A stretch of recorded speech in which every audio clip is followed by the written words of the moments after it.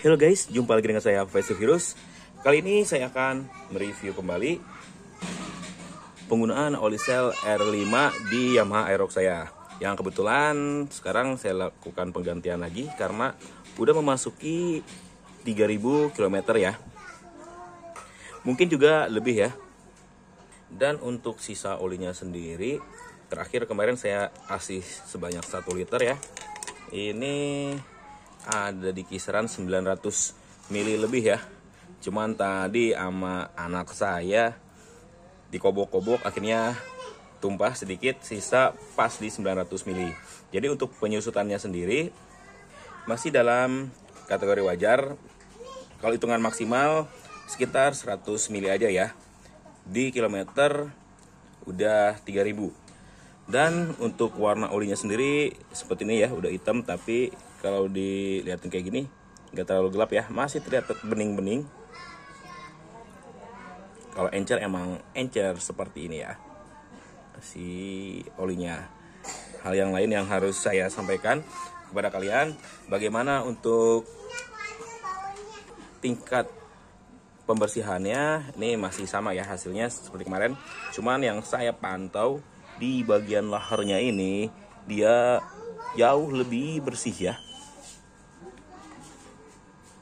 Nah, bagian lahar dalamnya kan sebelum kita pakai oli sel masih pakai Mavic yang RX, dia hitam banget. Terus nah bagian laharnya pun dia udah bersih banget ya sekarang ya. Untuk semuanya bisa lihat kilapannya, termasuk di cover crankcase-nya pun dia bersih ya. Jadi emang untuk tingkat kebersihan untuk semua oli sel yang udah saya coba, baik itu sel advance, terus R4 dan yang sekarang itu R5, semuanya nggak mengecewakan ya. Hasilnya sama-sama bersih.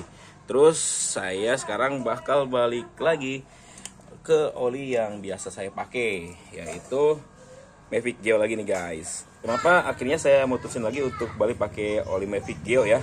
Satu hal yang saya rasakan pada saat pakai oli Shell ini, oke, untuk tenaga nggak ada mengecewakan sama sekali. Tapi kalau udah lama dipakai, mesin terasa lebih cepat panas dan sekarang itu timbul suara agak ngelotok ya. Tapi saya harus mastiin dulu di bagian apa suara ngelotoknya. Cuman emang untuk suara berisik lah.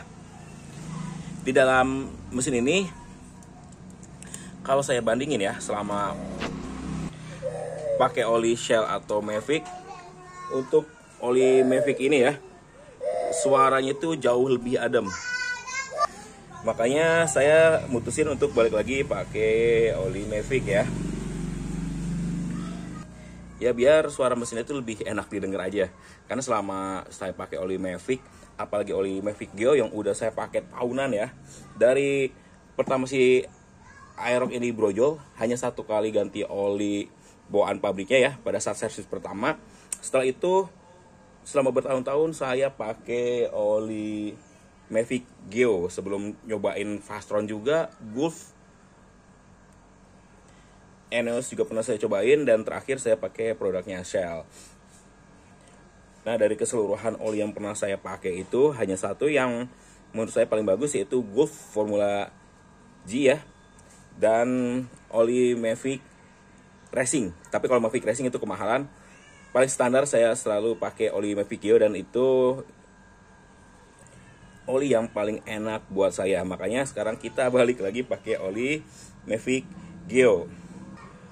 Bukan berarti si oli Shell ini nggak enak ya, justru enak banget. Cuman kayaknya di mesin saya ada sedikit masalah, makanya saya balikin ke Mavic Geo untuk dianalisa masalahnya itu apa. Kalau prediksi dari saya sih, permasalahannya antara di rocker arm atau kembali masalah di lahar noken as. Karena terakhir kali ganti lahar noken as itu, seingat saya itu sebelum COVID ya, berarti tahun 2019-an atau 2020. Pokoknya udah lama banget.